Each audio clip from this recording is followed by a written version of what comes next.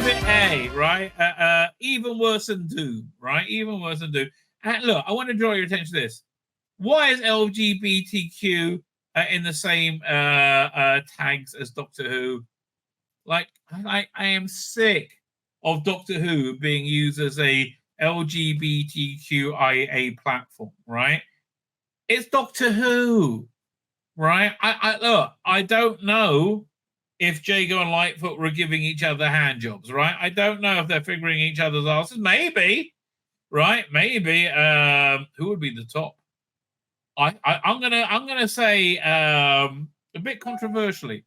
I'm gonna say I think it will be Lightfoot would be the top. You would think Jago, right? No, I think Jago's a bit of a sub, right? All things, he's because he's very boisterous. But I can imagine Lightfoot. Yeah, Lightfoot's the top. But okay, but the point is this: Doctor Who was fine without knowing, without talking about sex fucking constantly. It was fine, right? So the first thing they redacted, I listened to the first couple of episodes before I got a community strike for reviewing it, so I'm certainly not going to review it. But the episodes I saw were awful. I heard were awful, right? I was not interested in the slightest, and I don't think it put trans people in a good light at all, right? Because the main characters are all trans, just a bunch of normal trans people, a bunch of normal chicks with normal dicks, all hanging out, being normal, having a Doctor Who podcast with normal chicks with normal dicks, so normal, and they're cool and they're hip and they're trans and they're chicks and they're dicks, right? And the fact is they're all terrible narcissists, right? They're like, oh, my mom was so terrible about me, about my transition. Well, maybe she didn't want to see you, cut your dick, cock and balls off, right?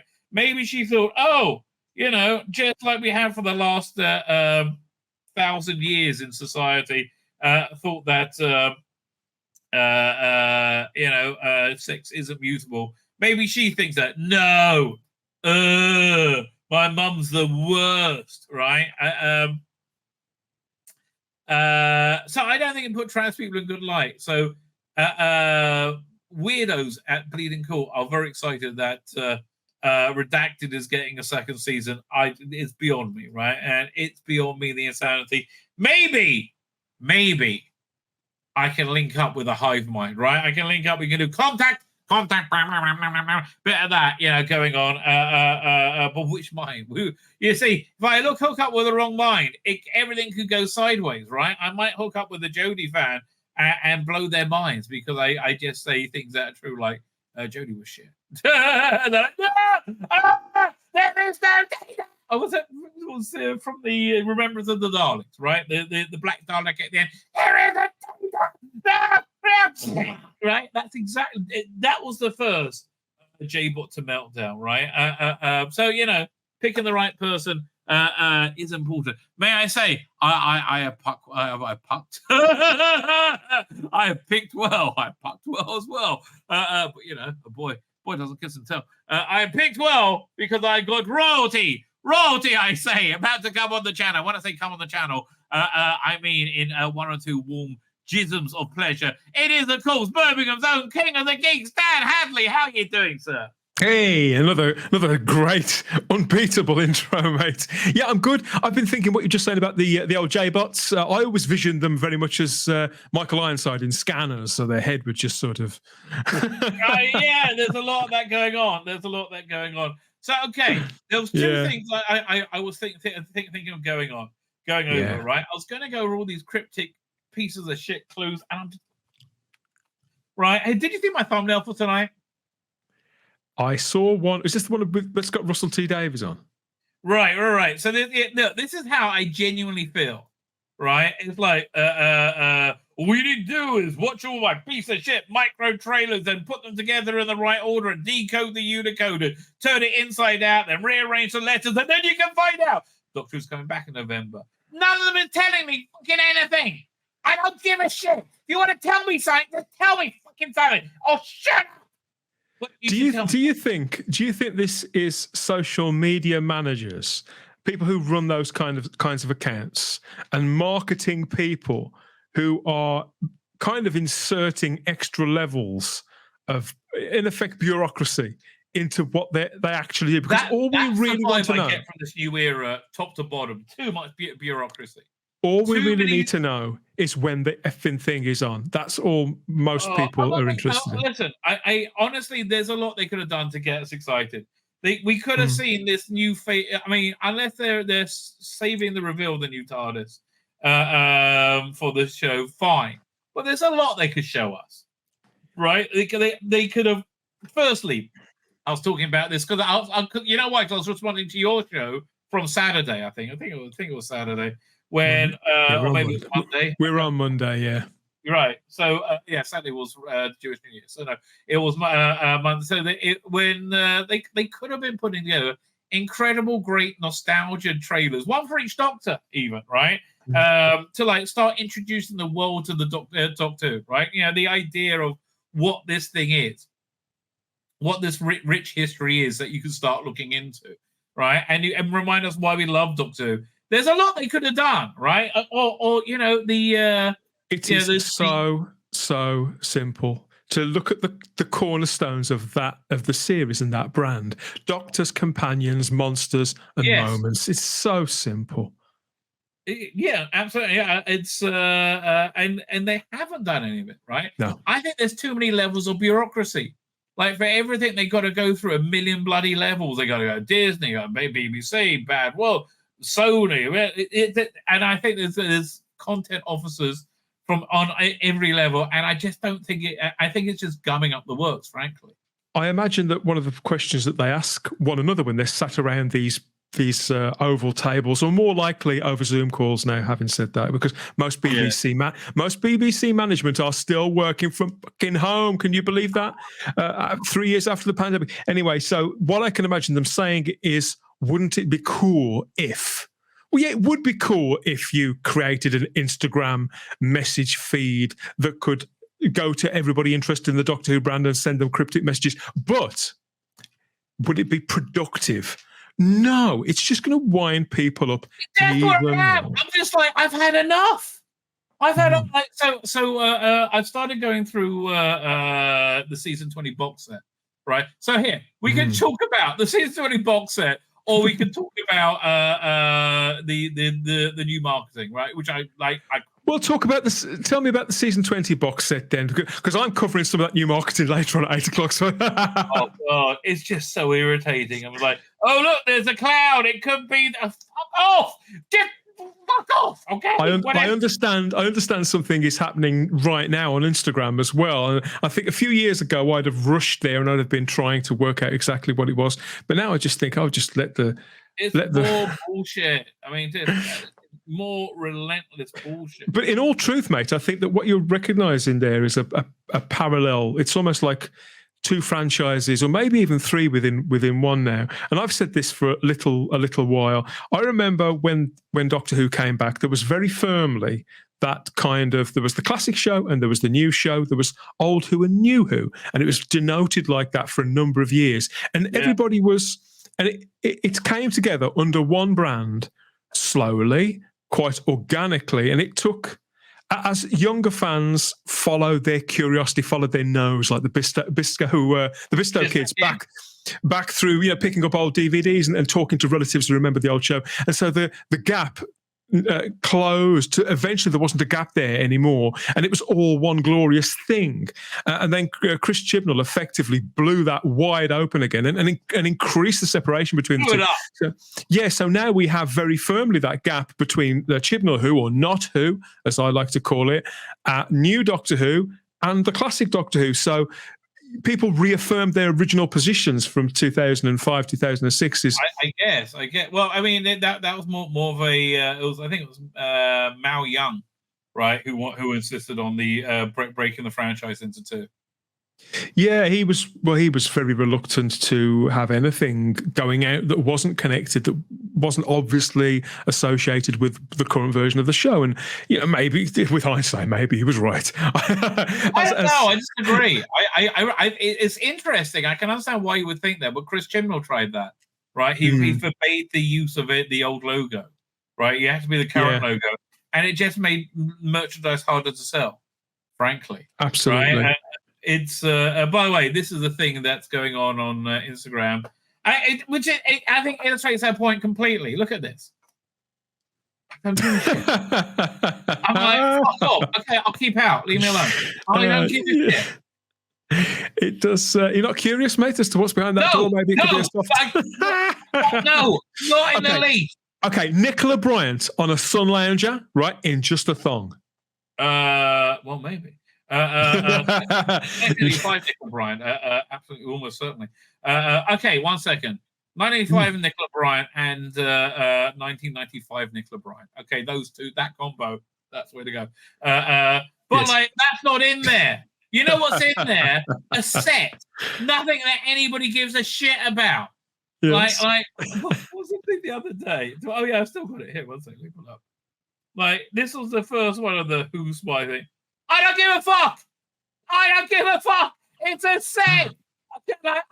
Okay. Firstly, this looks like that aerial shot of some kind of like helicarrier, a graphic representation. That's right. Yes, we've seen pictures of that aerial pictures. This is a big gun.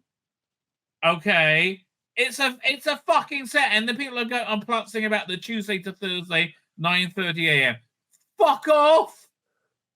Just stop. What is it going to do? A great event. I have considered, are we simply too old to be moved by any of this? No, it's shit. It's shit, okay? That's what's going on. This is boring shit that nobody cares about.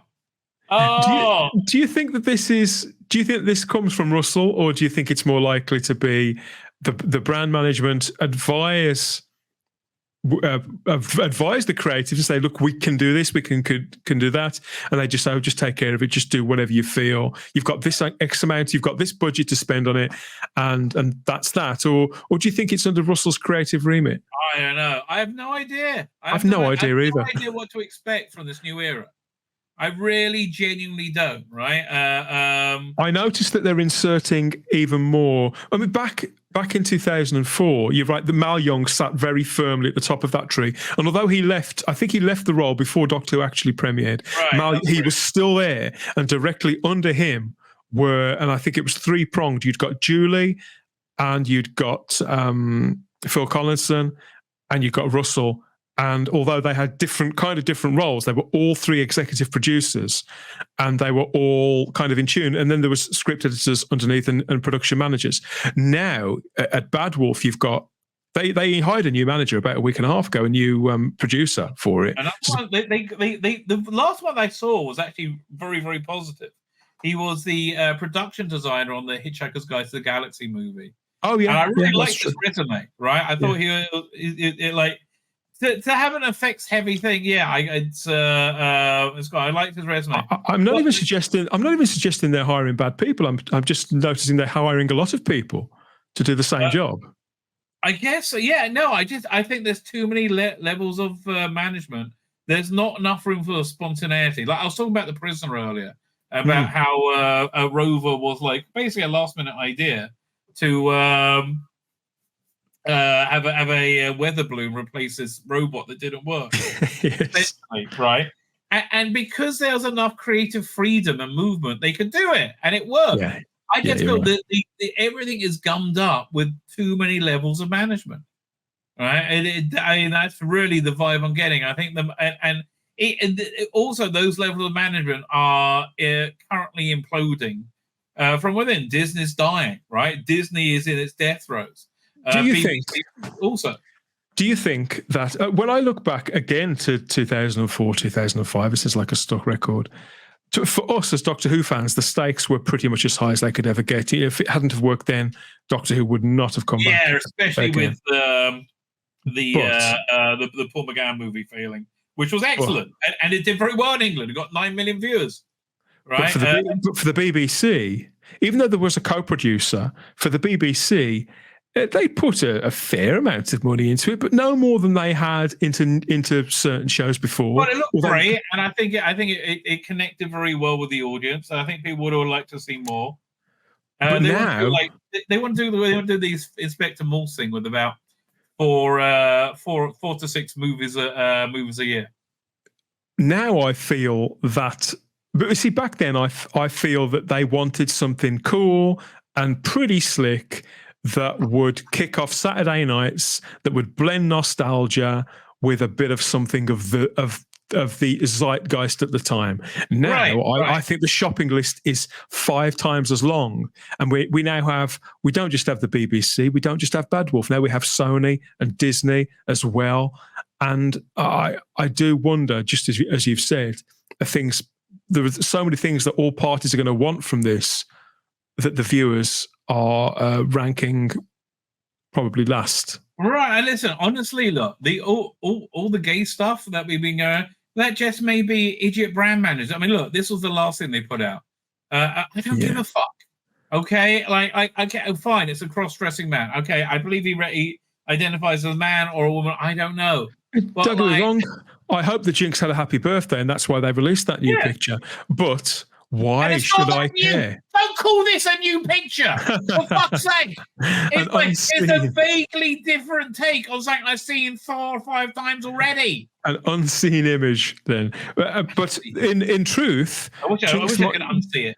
Jinx Monsoon is not a series regular. She's not Maureen O'Brien or Freema Agyeman. We don't know this person. And for all we know, they're going to be in 1 at a push 2 episodes of a season we haven't even seen yet. So with the best one in the world, why should we care when his birthday is? Like I say, I hope they had a good one, but generally speaking, I don't give a toss. I don't know when my postman's birthday is. I see him every frigging day. Yeah, leave me alone. But again, it's a combination of gay shit and boring shit. This isn't mysterious. This is boring. I don't care. I don't care. All right, that's the bottom line. It's not mysterious. It's boring. Right. Slightly more interesting is this. They just released the cover artwork for Underwater Menace. Yeah. This is this the same crew that did the good ones? But I can't tell until I see it in black and white, frankly. I can't either. I think this is a nice enough cover. I know this has broken in the last hour or two, so I won't be talking about this later on. But I think this is quite a nice cover, and that's quite a nice steel book. I don't know. I think they're doing a decent job with these, decent enough job. But I still find myself thinking that there could be more. This should be more. Maybe that's unreasonable for archive television. Look, here's the thing. We got Matthew Pounder saying the animation looks awful, and Paul Tozer said none of the good. I have to tell you, I thought Evil of the Daleks was excellent. Right, that one really conveyed to me the feeling of the episode, and I think Macro Terror and Faithless Ones, all of them did very well, right? I think. Oh, and Power of the Daleks.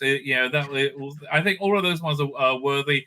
Before that, I would say the only one that's been really good was the Cosgrove Hall one, Invasion, which was great. But Ice Warriors, it just wasn't that good. The revised version of Power of the Daleks I thought was excellent and fine-tuned it beautifully. I'll tell you what I don't understand. How we are now about 8, maybe 9 releases into this initiative to animate all these missing stories. Why is it all still so? Why are we sat here asking these questions? Oh, I hope this one's okay. This should be a well-oiled machine. Yeah, absolutely. There should be a team in place that, can't exactly. I've worked in this field. I know it's not as simple as banging them out, but if you come up with a consistent product, people will know what they're getting. They will talk it. They will talk it up. They will talk it up, and they will anticipate every new release. I was going to say, so that's true, right? And they were doing that. But they had 2 crews doing it. They had the big mistake. That was their mistake. That was their mistake by doing that. They should have stuck with the one team. Right. But also, I think in their defense, that this method of recreating lost episodes has become archaic this year, right? What's going on? The Celestial Toy Maker, right? And I think it's the same guy who did the thing that's coming out from Vault. That's right. Yeah. Yeah, if they would, you see, if they'd have committed though to doing this, they could have kept it. And you're right, it is being overtaken, and yet there's still so many stories yet to animate. But if they'd have committed to one, they could have expanded that one team to make things faster, make things a little simpler. I guess but people, people were happy. People were generally very, very happy with the product, with a few of those, just as you've said. And we would have quite happily taken 1 or 2 a year in a modest rollout. And to be honest, even when technology and innovation lapse it, we probably wouldn't mind if we had a consistent version of those stories to just simply go back to. And this is why I feel that this is where I feel they've been in error. Okay, badly managed by BBC. Simply. So again, I just feel like right now I want them to go back and redo the animations with the newer technology. But we're not going to be long far out from AI being able to do it, right? I mean, we're really close to that now. Within our lifetime, we're going to see these things pretty much recreated by AI as pretty damn close to how they would have originally have been transmitted. Not within our lifetimes. I think within a year or two. Firstly, okay, nobody has any clue what's coming in 2024 with the presidential election and deepfake technology and like AI technology, right? You're not going to be able to trust anything you see, right? And there's going to be two things. There's going to be people. There's going to be stuff dirt comes out, and people that go, "Oh no, that's not true. That's AI," right? And there's going to be just like indistinguishable from reality. And then they'll do things like they'll take something that's, you'll see something 99% real, and they'll change one thing to it. They'll completely change the context, right? Well, I think that's what we're seeing this week with Mr. Russell Brand. I think there's something about this, and there's something about all of it. And the piece of, I'm with everything that he's done that was part of Dispatches, which is up on 4's 4-player now, that everybody who watches sort of streaming and you can go and watch it there. You don't need a TV license to watch streaming platform TV, so you can go and watch it there. And to me, all of that is absolute nonsense that 10 years ago would have probably filled a Sunday paper, and people would have laughed about it and forgotten about it 2 days later. Oh, the sex addict behaved ridiculously. Who would have guessed? With it not for that one instance, that one accusation, obviously of a serious crime. Well, have you heard the follow-up? What's gone down with that? I haven't heard anything today. If there's been more developments today, but yesterday, Rumble. Released a letter from the British government demanding. Why is a British member of Parliament publicly this letter has gone through every social media platform, and it's basically just threatening them, saying, you don't want to get fall out of line with the government. If that is not an underlining of, I'm not saying you have to like Russell Brand. I'm not even saying that you have to think he's completely innocent. But the idea that he is not being the victim of an orchestrated cabal. Well, no, we know he is now.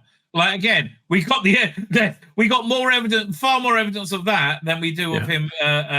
He is being persecuted, and would they create evidence or sift or edit or change? They absolutely would. And when you think about the only bit of evidence we've got pointing to any guilt on his part is a screenshot of a couple of text messages from 12 or 13 years ago, which are, when you look at it, pretty vague. We see contrition, but we're not. To me, it reads like he's expressing regret for raw dogging this girl rather than for committing anything. And you could view it that way. It seems to be consensual. That's how it appears to me. Right. And I think trying to set up as anything else. What I'm saying is nothing of this would stick in a court of law. I'd be surprised if they could have arrested him. He would have been arrested on Monday or Tuesday. I hate to say this. I mean, like all this stuff has made me think that he's much cleaner than he was. So I think the same thing with Donald Trump. Really, if after all this time you've got to make up bullshit to go after him, he must be super clean. So right? I've gone around the houses on this. On Monday, I thought that Russell Brand was probably as guilty as sin, but the more the story unfolds, and the more you look into it, you think, oh, hang on. And the responses of the timing of it points to something. I hate to sound very arch about this because I'm not one that subscribes to conspiracy theories, but it does seem to be. They're all real. What can you do? They're all real now. I don't know what to tell you. We're stuck. Exactly. It's not a conspiracy theory if these people are out there in the public domain saying, yes, we are doing this, and that's what I feel is happening. I mean, again, this letter really. But on the upside, we're getting good Doctor Who out of it. So, right here, let me look at this thing with you. This is the opening to Doctor Who and the Daleks. I believe, is it been announced who's narrating it? I think it has been. Hang on, but let's look at this first. I did see it. This looks lovely. Yeah, lovely.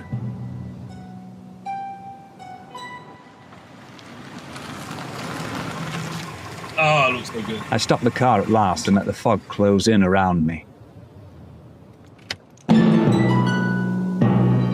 So we're getting another issue of Warp as well this year. That's really exciting. Yeah. So again, this guy is the standard. This guy is the standard for these animations. Fantastic work he does, right? So honestly, I want to go back and do the weak ones. Start with that one in this fashion. However, as we said, they're all going to be. You'll be able to give it. I think, but they. If the BBC's quick, they can get us to buy it 2 more times, right? Was it you who sent me this? It was you. Let me find this. Your every time you bought the 5 Doctors. This is a brilliant picture. Yeah. Hang on, doink. Because me too, right? And bear in mind that I don't own the Laserdisc or the original BBC release from 1984 or 5 on VHS. So there's still versions that I haven't got. Here, 1 second. Share screen. There we go. So I mean, this is lovely. Yeah, that's my, in the top left-hand corner, that's my off-air recorded on the night, 25th of November, 1983, on a videotape with my hand-drawn labels there. And it still plays. I've got it behind me on the shelf. Still plays crystal clear. Wow. 40 years ago. Wow, and then there that's crazy. The first VHS release. Was this updated? The unabridged version. So this one didn't have updated effects. This was the first time they updated it with the swirly, the ice cream time scoop. Yeah, and that came in a double pack with the King's Demons, the one of the orange one, the special edition. Right. And this wasn't a special edition. This was was this? It was exactly the same as that last VHS. So it was the special edition of the 5 Doctors onto a DVD, and it was one of the first. I think the BBC, when they went into the DVD market, they put 10 releases out, and the 5 Doctors was one of them, along with absolutely fabulous. But the first one, it was like vanilla. Super vanilla, nothing on it at all. There is absolutely sweet Fanny Adams on there. So, and then we had you got the American version for some. I bought the American version for one reason, and at the time I worked with somebody who was importing Region 1 DVDs all the time. So I paid about £18 for that, just so I could hear Peter Davison and Peter Moffat's commentary. That's the only reason I bought it. Okay. I didn't even know. It must be on the new disc. It was exclusive. It was exclusive to the American release, but I think it is on the box set, the Blu-ray box set. Blu-ray, and then we got this one again updated. So you haven't seen it yet. You were saying it's going to take you a couple of weeks for you to get to it, dude. Yeah. What are you doing? Are you curing cancer? Are you getting a hand job from Scarlett Johansson? Well, there may be. I'm working this weekend, and then I'm going to be making content about various other bits and bobs. There's a couple of movies I've got to get to. I am thinking about trying to squeeze it in on Sunday or Monday. It's totally worth it. It makes me, because I've been watching it. It makes me remember why we love this so much, right? And it's. Yes, okay. It's lots of good bits held together by an okay story with fantastic performances, right? John Pertwee is just totally lights up the screen when he comes on. Patrick Troughton too, but it's weird. It's all written from the perspective that it's past their doctor's regeneration time, including William Hartnell. So we have the second Doctor referencing War Games. In the famous scene with Jamie and Zoe, which was again great, just a great performance. But the reason people are getting this, I think, is the thing we're interested in is the new effects. So they did. This is what they did something with this one. Normally, I expect them to go widescreen, right, and like make it more cinematic. This is aggressively like 4:3 screen. Very much trying to make it feel like the 1983 original with some updated effects in it. Some of them are pretty good. Some of them are as if you were watching that on today's kit, this is what the experience you would have had. There's a rejection now. Back 20 years ago, there was an idea that you should make, and you could make, and you should make old television look, as you say, cinematic. Do you remember when they went back to Red? I like that. I like the Enlightenment they did. I kind of did at the time, but remember when they went back to Red Dwarf and the first few seasons? Yeah, but now they just go back to it again. Yeah. I actually prefer those versions of the. They do need to go back to it and redo the special effects over again on those. Then I think they might get it right. But, with the Five Doctors, I think that it's such a strong. Not even a strong story, but it's just such a strong entity in its own right, that you can go in and tinker with it and offer different versions of it.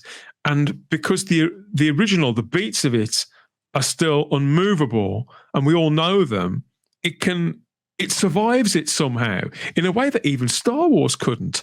I don't know. Yeah, I don't know. I agree. Although again, when I'm watching this, I kind of wanted it to be widescreen. And like them to do more, like for example, I wanted them to make the widescreen and all the Death Zone scenes. They should have done with a orange sky, and they could have had like this orange hue, this like Blade Runner-y orange hue. I think that would have really enhanced it quite. Maybe they could have made it similar to how Gallifrey's in the new series, as you say, it's got that golden sky. And use that as a bridge. But like, look, the biggest deal is the new time scoop, right? Which is it success? I think it's actually pretty successful here. Let me put.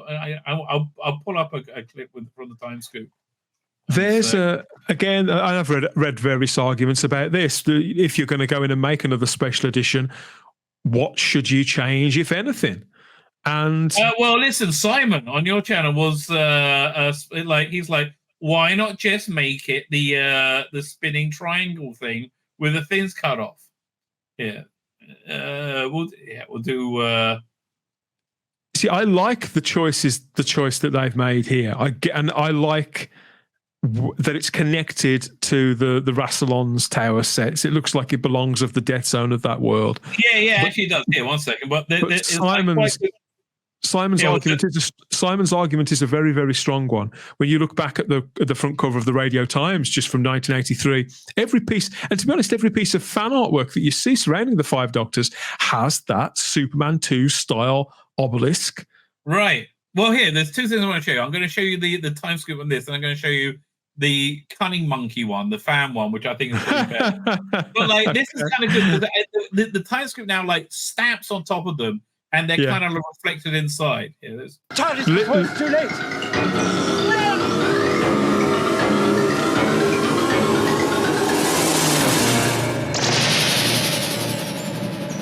There you go. So like gorgeous, absolutely gorgeous. No, it looks beautiful. It does look beautiful. I agree with you. But here, let's find the Cunning Monkey one, which I actually haven't done this comparison. I don't think I've seen this. Here, 1 second. I got it over here somewhere. 1 second. Let's go back sometime. Second Doctor regeneration. No, Five Doctor respecialized again. Classic Doctor. There you go. That's one.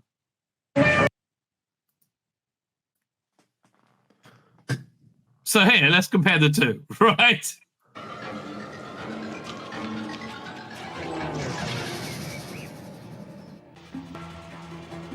Okay, I kind of like the 3D. Okay, you know what they should have done? Made it to do the two things together. They should have made it a pyramid, like a 3-dimensional pyramid with the corners cut off, with that kind of effect of stamping on top of them.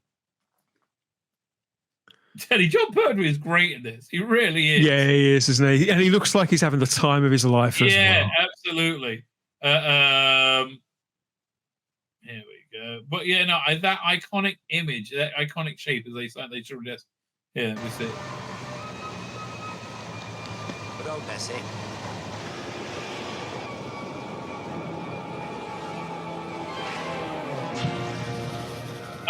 I mean, I think the new one looks pretty darn gorgeous. The weird laser bolts in the Death Zone, they look better in the new edition, but they, I think they should have done. I think what it done in the 2007 one, maybe when they crossed over the checkerboard thing, the Cybermen, they had it as like electricity. That I thought was much better. Right, they should, instead of having laser beams, they should have had lightning bolts. Right, these lightning bolts are everywhere. And the aliens in this as well. I mean, he just is fantastic. Fine, let's have a look at the what's on these discs. Where is it?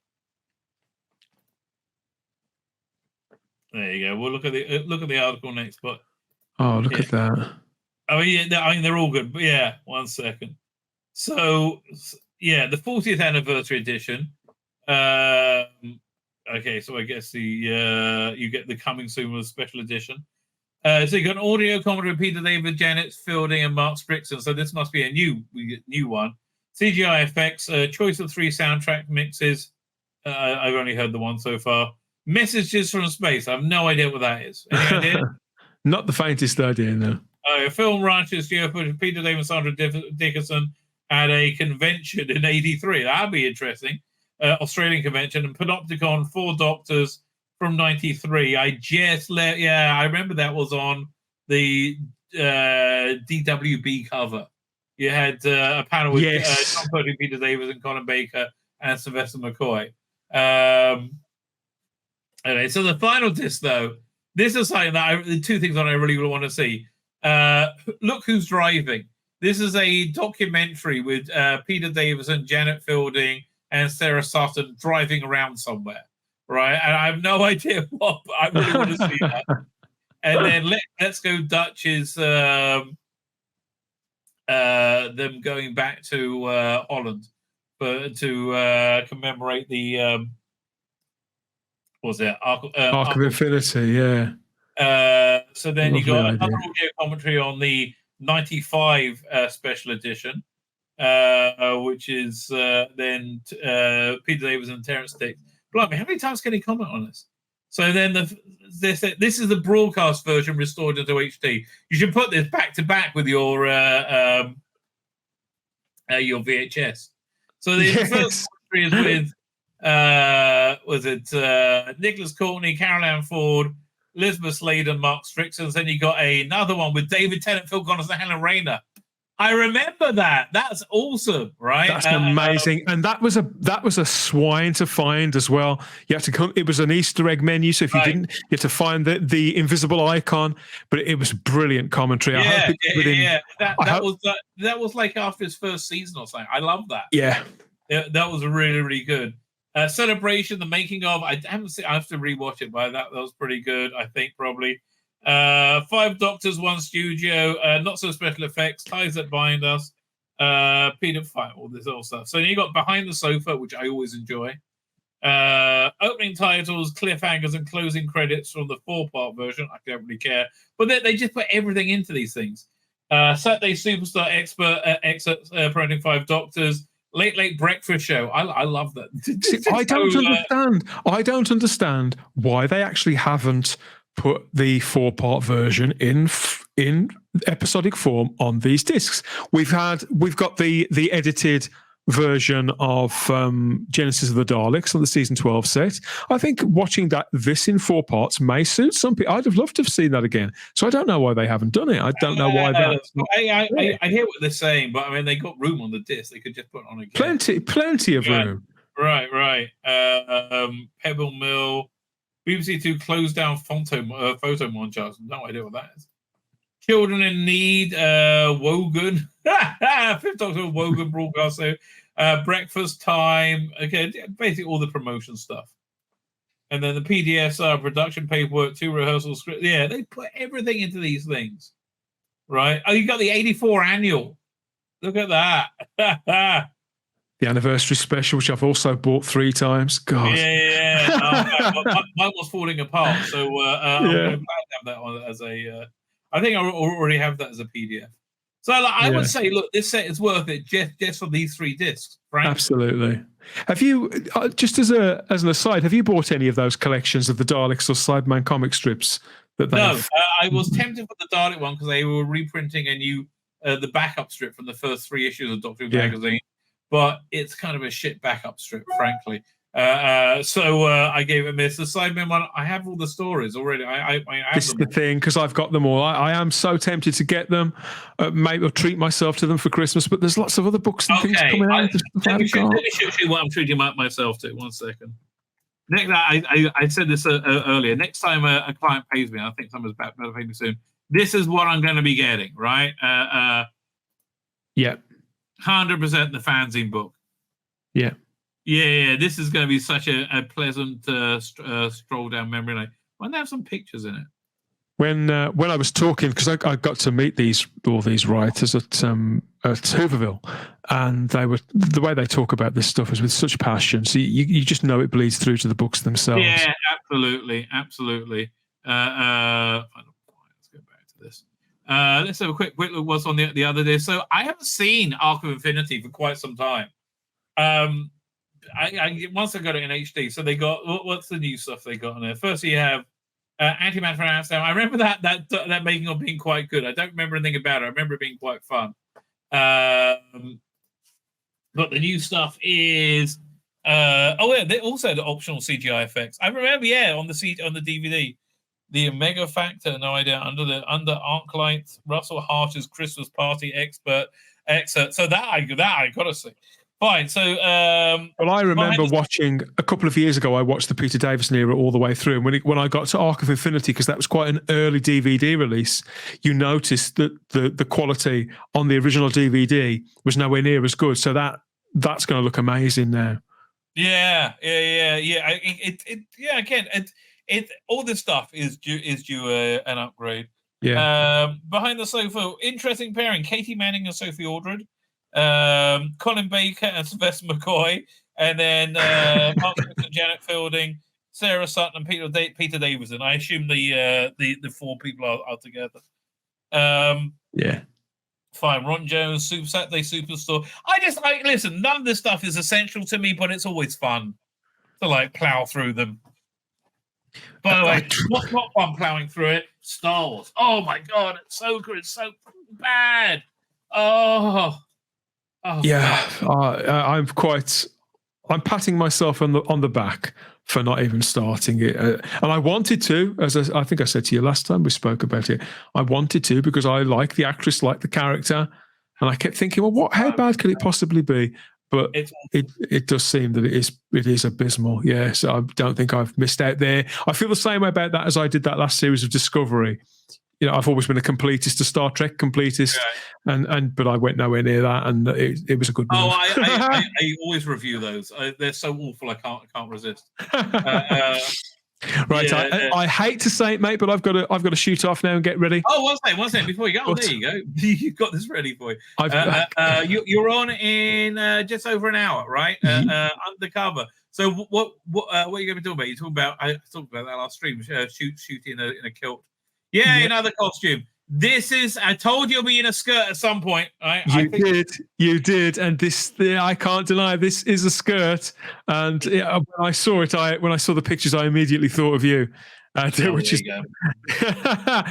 yes, we're talking about that. We're picking our way through a few morsels, including the Who Spy stuff that you mentioned earlier on, and various other things that I found out about in the last 48 hours or so, and having a good old chinwag with myself and a couple of the regulars and a couple of guest voices as well. I think they've all been on the show before, but because I've got Ian is away. Ian's in America at the moment. He's doing very well in America. He's got his having a blast. He's getting some kind of reward. I can't remember what it is. Yeah, he's getting an award for Rebecca Gold too. He's only made the prologue, but that 10-minute prologue. He hasn't made it, and he's already gotten a award for it. That's pretty good. Yeah. That's what you call a captive audience, isn't it? So he's out there doing that, and Simon is also. I can't remember what he's doing tonight. Oh, I do. I know what he's doing. Yeah, but he can't make it tonight. So we've drafted in two people who you've seen on the show before. So we're going to have a chinwag with them and see what they make of all of this, see if they feel any differently about all this promo than I do.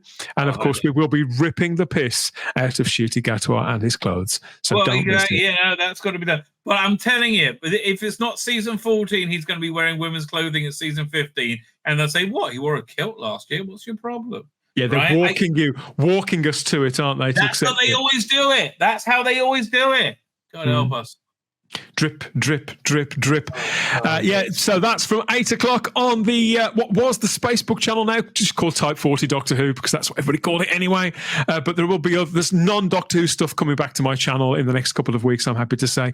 But be there from 8 p.m. with myself and a few pals with fan art, stupid jokes, adverts, all that kind of thing. Come and get involved in the chat, and I'll see you there. Thanks. By the way, may I make a recommendation for the channel if you want to do non-Doctor Who things? Yes. Screen. There's this crowdfunding thing that they got a trailer out. Looks great. Eagle has landed. Really, really solid. I think Space 1999 lands nicely on your channel, right? I really do. In fact, you know what? If you commute at all, you should really check out the Big Finish Space 1999. That's worth talking about. Right? Do you know? I haven't seen Space 1999 since I was about 5 years old. I've got very. Do a rewatch. Oh my God, that would be awesome. Do a rewatch of Space 1999. What about if I created? Yeah. So would everybody like it if I looked at Space 1999 for the first time since I was barely out of nappies? Let me know. Maybe get the Rabbi and we could talk about it and rub a few people in episode by episode. That would be a giggle. Okay. Yeah. I didn't even know about this, so I'm gonna jot that down now to go and look for that. And thanks for the suggestion, mate. Thanks for the suggestion. Very good. I'll see some of you later, I hope. And thanks as always, mate. Enjoy the rest of your stream. All right, a little bit. Bye-bye. Oh, where's my button? There it is. Oh, where's my button? But I can't tell you how many times I've said that, and then I've been arrested shortly thereafter. Fine. Let's keep going over season 20. Right? And I'll do the intro thing. So disc 2. What they got on this? So the Snake Charmer, again, I love Snake Dance and Kinder. Kinder I like slightly more. It's so much better with the new effects, right? It's so much freaking better with the new effects. Can't get enough of them. But I love Snake Dance. It's a really intricate, clever show about how history happens, right? How tradition happens. And how facts become myth, become legend. Fantastic. So they got a Chris Bailey interview. It used to be a DVD Easter egg. That was a bugger to find as well. The new thing is Behind the Sofa. I love Behind the Sofa. When Janet met Martin, Janet Fielding interviewing Martin Clunes. I want to see that. And they got new optional CGI effects for episode 4. Thank God. Right? I think it makes it better. They're distracting that they're that bad. The passenger, fuck off. Passenger making a feature, it's an ad, for God's sake. It's an ad, Pete McTeague. That's all it is. Sarah and Matthew Waterhouse 50th anniversary celebrations and November 2013. Okay. Trails of Continuity, revised, updated subtitles. PDF, photo gallery, never really saw the point of that. Production paperwork as a PDF, rehearsal scripts, recording schedule, Radio Times cuttings. And then on the argument, you got the costumes. The costume would be interesting. What am I saying? Those recording scale. Yeah, whatever. People like this stuff. Not really for me. Modern Undead. Oh, yeah, just so good. Oh, so good. And the new version of the effects just so much better. Again, it's really, really worth the new effects. So you got who's Mark Strickland, Peter Davison, Nicholas Corney, and Eric Saywood. Interesting. Okay, that's it. I'm surprised he still shows his face. Probably can't show his face, Colin Baker. Who Wants to Live Forever? The Macon documentary. Yes, I remember that was a good one as well. New CGI effects, fantastic. Optional isolated score if you want, I guess. Liberty Hall. Don't know what that is. Finding Mark. Oh, I got my book over here. Let's have a look. What is Liberty Hall? Hang on. So it's Modern Undead. I have to look here. I'm looking in this book here. The classic Doctor Who DVD companion. Compendium or companion? Hang on. So I go through the M's. Mordrin. Movie special edition. No. Back. Sutek. Back. Mask of Madragona. Oh, no. After Master Madragona. Modern Undead. Is there a special edition Modern? Fine. Let's see what this is. Liberty Hall. Let's try and find out what this is. Who Wants to Live Forever? Liberty Hall, a fictionalized interview with retired Brigadier Lethbridge Stewart about his life after unit with Nicholas Coulton and Silent Oakland, written by Karen Davis, directed by Bernard Shepard. Well, that sounds weird. Okay, who's in the documentary? Lucy Benjamin, David Collins, Nicholas Courtney, Peter Davison, Mark Strickson, Eric Saywood. He returned to Trent Park in North London. I remember that. Steve Davis troughing through that. They recall the making of the series, including the origin of the idea and the script introducing Turlough, bringing back the Brigadier. It was really supposed to be in Chesterton. Who wrote the five? What was the Robert Holmes take on the anniversary special? Robert Holmes 20th anniversary. What was his script? Doctor Who. But it didn't sound very good, like the Six Doctors or something. Yeah, the Six Doctors. Do we know anything about that? Let me look that up. Yellow Fever, the Six Doctors. That's, I think, the one where we had the Cyberlords, right, for the first time. Yeah, it didn't sound very good. I have to tell you, the Terror Sticks one, pretty darn good. Anyway, fine. Where are we up to? Finding Mark Strickson, a DVD Easter egg. TARDIS information system, also VT countdown. By the way, let me pull this up again. One of the other things they do in the Five Doctors Special Edition, where is it? Is they redo the graphic displays on the TARDIS, and they do a really good job. Man, it's so much better. Yeah, 1 second. There you go. Right, look at that. Yeah, we'll see it in action. Hang on. Yeah, it's funny when they first introduce it with great balls of fire. Yeah, okay. The Third Doctor is just a relentless dick in this, but I loved how they used the Seal of Rassilon in the last Matt Smith story. I thought that was brilliant. There you go. Hang on. Let me see.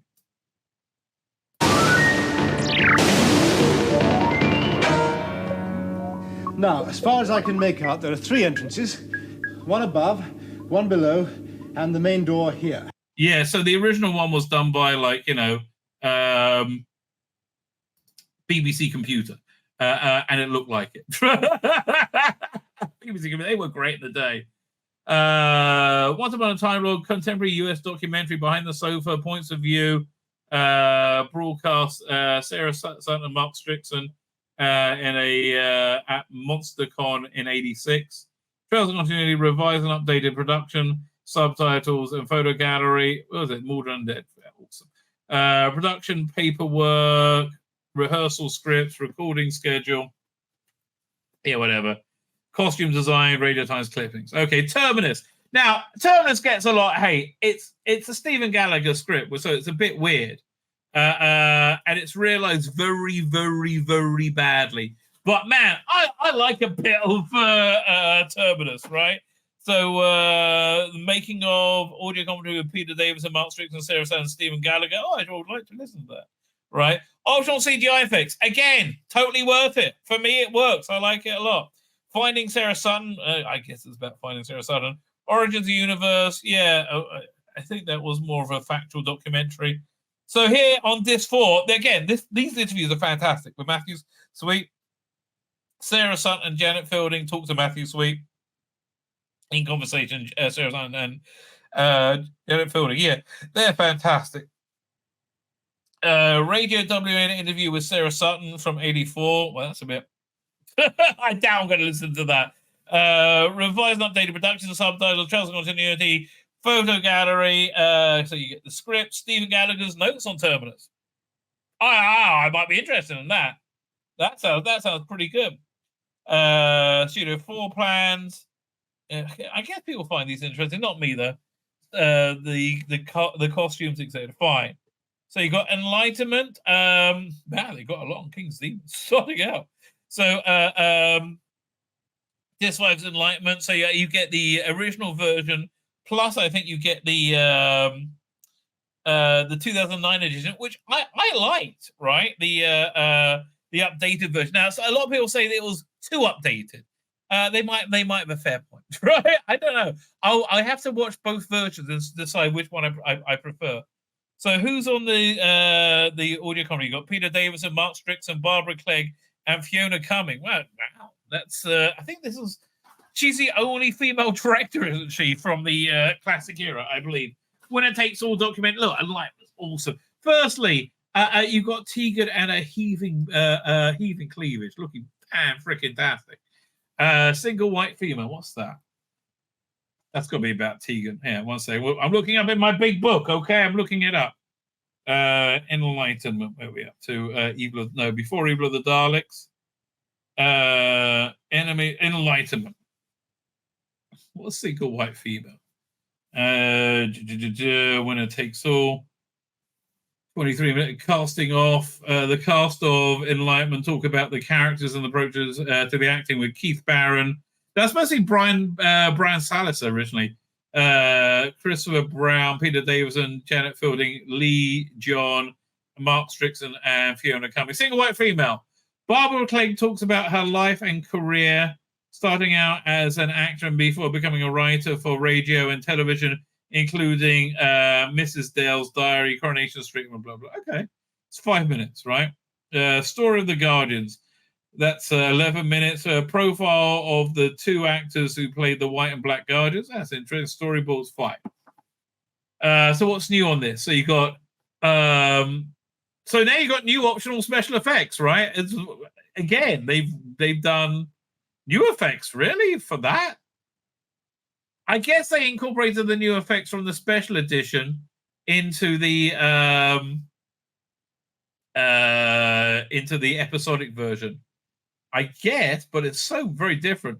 Janet's Boob Tube, a previously DVD Easter egg. Oh, fantastic story.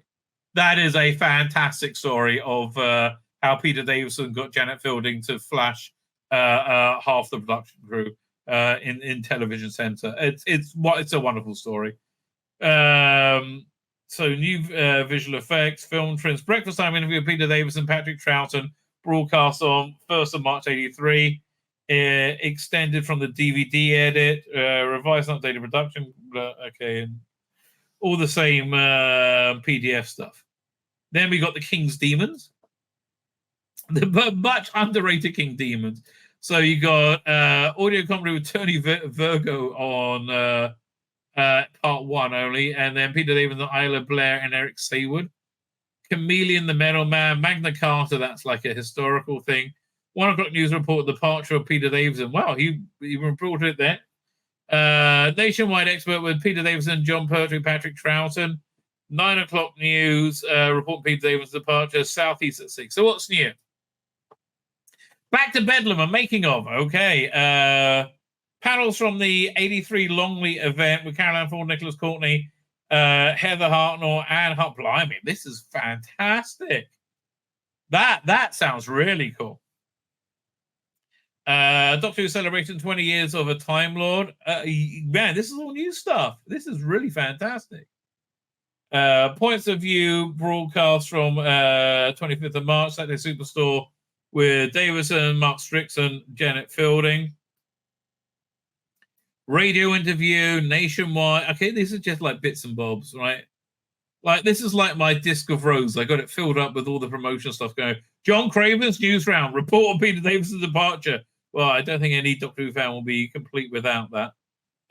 Breakfast Time expert with Colin Baker. Colin Baker's casting as a doctor. Channel continuity.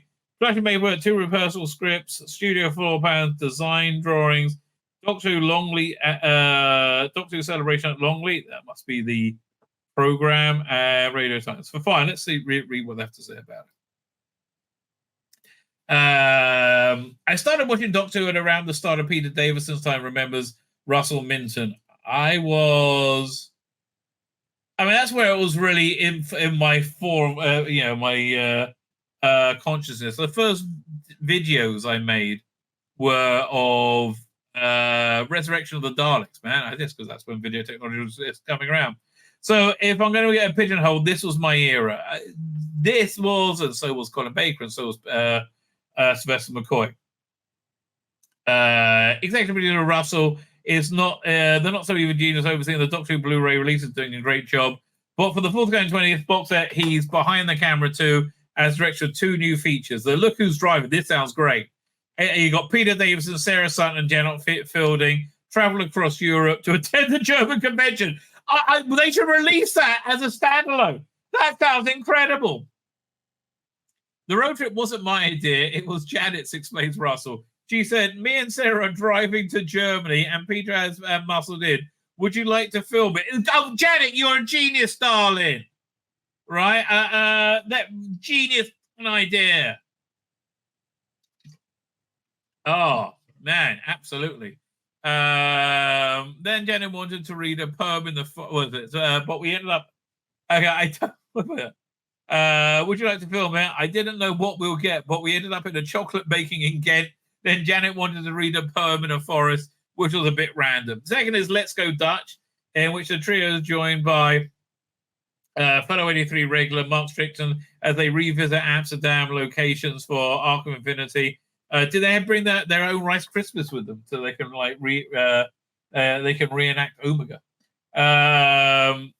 Admired as they track down the original steam organ and once lovingly admired by the story's renegade Lord Omega. Okay, I don't remember any of this at all. It's owned by the same family business, although it's back in its original location, Grins Russell. Hilariously, Mark now plays a little boy. Mark now plays the little boy from the scene. But what we hadn't realized was that the Pride Festival was coming through Amsterdam at the same time. You know why you hadn't realized it? Because Pride Festivals are always going through fucking everywhere at every fucking point in space and time. It's like, we crossed the dimension and now we're suddenly going into warp speed, and that means we have Pride fucking everywhere. The expansive box set contains a host of I had to politely ask them to stop banging their hammers for about 10 minutes. Ban it. You had to ask them to stop banging other things too, I think. That expansive box set contains a host of exclusive features, including Back to Bodium, a new look at the making of the King Stephen, the season closer. It wasn't really a season closer. Meanwhile, when Martin met Janet, that sounds awesome. Filmmaker Steve Bronson reunites Janet Fielding with Snake Dance co-star Mike Clunes, who's always been like, they pull out that clip of him, look like a twat every time. I think it's a great story. Reminisce about their mutual possession of the evil Mara. Martin, who's very fond of his time on Doctor Who, says Steve. I asked him on the phone if he remembered Janet. He said, remember her? Steve, I had a massive crush on her. Well, look, again, look at Enlightenment. what a wonderful heaving pair of bazooms that she has. Adam Martin Krasner, apparently just before rehearsals of Snake Dance in 82, Janet had come across a 1950 biography of Alec Clunes, Martin's father, in a second-hand bookshop. Alec was a well-known Shakespearean actor. She had the book at rehearsal and said, "Are you Alec Clunes' son?" To which Martin Clunes went, "Oh my God, yes." So we were just preparing for the feature. I asked Janet if she still had the book. She did. She brought it along. Season 20 is, of course, marked by Doctor Who's 20th anniversary, and the box set includes a new optional version of 83 feature-length 5 Doctors with over 100 new digital effects, which it shows. But again, I kind of want to like an Orange Gallifreyan Sky by the other Neil Bushnell. I tried to keep within the spirit of what was intended at the time. Yes, he did. Yeah, that's very true, right? That's very true. Whereas the other special editions haven't. So the time scoop is still an obelisk, but now it's a bit more depth. It was a pyramid, not an obelisk, a pyramid. Here, 1 second. Andrew Skeletor, 5 Doctors. Images. Right. I mean, dude, this is just like freaking iconic. Right? It's if you just made it that shape. Right? Hang on a second.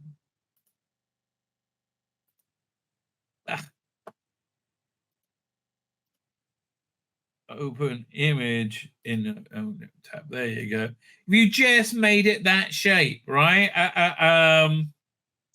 But you made it like, I don't know, like a chess piece. I don't know. Look, generally speaking, this is well done to. So yeah, very much in the space inside. The Eye of Harmony and Tomb of Rassilon have digital extensions. Yeah, they look freaking awesome for it. Absolutely. Get your screen grab. Look at me being to get out. Now it's just thinking about it. Really? But yeah, the Rassilon tomb is particularly good. Rules, as I remember. Before that, stop him!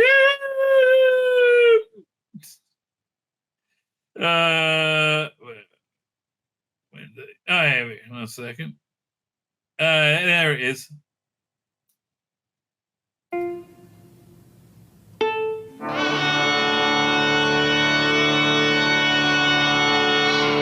Yeah, so I think that really works, frankly. I think it gives a lot more gravitas, right, to Rassilon's tomb. And it's very in keeping of the time, right? So that all works. Eye of Harmony and Tomb Rassilon have digital effects. And the third Doctor's Zaggy zip wire is now completely taut. Oh, I didn't even notice. There's also in HD, you see Elizabeth say them pick her knickers out of her crack. You know what? I think it's just for completion that we hang on. That we find that. Oh no, it's after Rassilon Warrior Robot. The Black Scrolls of Rassilon. I found all the Gallifrey bit a bit, uninspired. Oh god, that's so good. The Rassilon War. Oh wait, here we go. It was just before this. Thank you. Hang on. Or was it after? No, it was before this. I can't believe I'm looking for a shot of Liz Salem picking her knickers out of her butt crack. But you know what? This is the only channel you would find that kind of dedication on. It was maybe it's hang on. Is it here?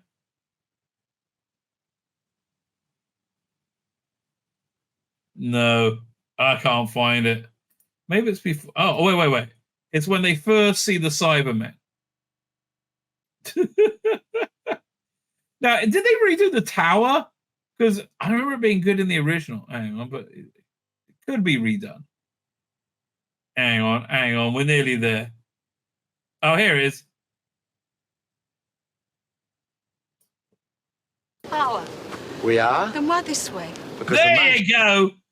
Fish it out, your butt crack, darling. Richard Handel very much likes pineapple. Thought we were going to the tower. We are? Then why this way? Because the man. I mean, very clearly she's fishing her knickers out of a butt crack. Good for you, Liz. Good for you.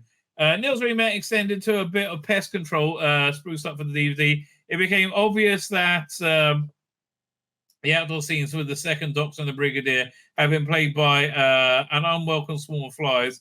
Once you start to see them, you can't unsee it. I never really noticed them.